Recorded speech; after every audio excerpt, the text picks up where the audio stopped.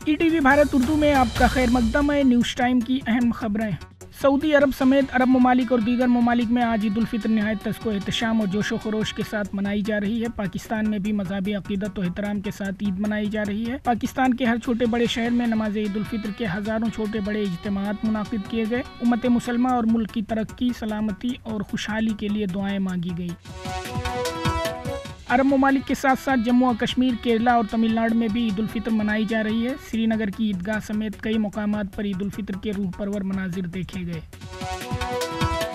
जम्मू और कश्मीर के साबिक वज़राए आला ने ईद के लिए नेक ख्वाहिशात का इजहार किया। नेशनल कॉन्फ्रेंस के नायब सदर उमर अब्दुल्ला ने कहा, सबको ईद मुबारक। PDP सदर महबूबा मुफ्ती, पीपुल्स कॉन्फ्रेंस के chairman Sajjad Gani Lone, democratic progressive Azad party के सरबराह गुलाम नबी आज़ाद और अपनी पार्टी के चेयरमैन अल्ताफ़ बुखारी ने भी ईद उल फितर के मौके पर आवाम को मुबारकबाद पेश की। गज़ा के मज़लूम और बेघर फ़िलिस्तीनी भी आज खेमों में ईद मना रहे हैं। जनूबी गज़ा के इलाके रफ़ा में इजरायली बमबारी से शहीद मस्जिद के सामने नमाज ईद अदा की गई, जिसमें फ़िलिस्तीनियों की बड़ी तादाद ने शिरकत की। अमरीकी सदर जो बाइडन का कहना है कि गज़ा के मामले में इजरायली वज़ीर आज़म नेतन्याहू गलती कर रहे हैं। जो बाइडन का कहना है कि गज़ा में खुराक और अद्वियात की मुकम्मल रसाई होनी चाहिए। इमदादी तंजीम की गाड़ियों पर हमला इश्तियाल अंगेज़ी है।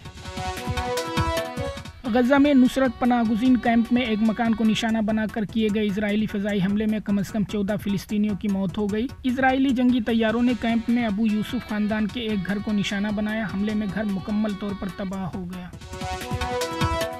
बीजेपी ने लोकसभा के 9 उम्मीदवारों की एक और फहरिस्त जारी की है। यूपी की 7 सीटों के लिए उम्मीदवारों का ऐलान किया गया है। चंडीगढ़ से करण खेर का टिकट मंसूख कर दिया गया है।